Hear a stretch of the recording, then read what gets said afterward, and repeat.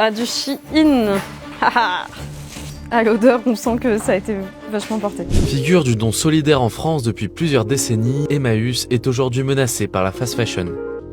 Depuis quelques années, la communauté est submergée par des arrivages massifs de vêtements, trop souvent de mauvaise qualité et impossibles à redistribuer. Pas ouf du tout celui-là. Celui-là, on voit qu'il a été pas mal porté parce qu'il est assez déformé. Au bout, là, on voit que c'est sale, que c'est jauni. Et puis, on veut pas vendre des choses qui vont tenir 1-2 lavages et qui à force vont faire des trous. Alors, ah ouais, non. Celui-là, il est pas du tout en bon état. Là, il y a une tache. Ici, il y a un joli trou, donc on va pas pouvoir le vendre en l'état. Au total, sur un an, le centre de tri de Pantin collecte à lui seul 150 tonnes de vêtements et n'en garde que 15%. On arrive à notre grosse difficulté, c'est du coup les vêtements qui ont des défauts qu'on peut pas réutiliser. Donc là, c'est l'équivalent d'une journée de travail. Shein, Primark, franchement, on en reçoit énormément. C'est la majorité des choses qu'on reçoit. Et en fait, ça tient pas le lavage. On reçoit tellement de textiles, tellement de choses que on a des difficultés à envoyer cette quantité-là à nos partenaires.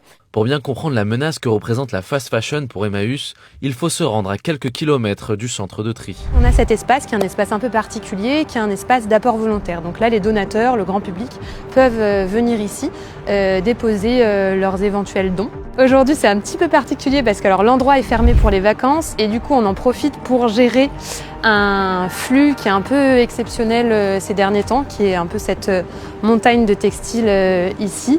Les anciens de chez nous disent que ça fait une vingtaine d'années, bien 20 ans, que les quantités augmentent, mais surtout que la qualité baisse et est de plus en plus catastrophique, quoi. Ces dizaines de sacs de vêtements entassés sont la conséquence d'une crise majeure qui touche les boutiques solidaires, jusqu'au bout de la chaîne de dons.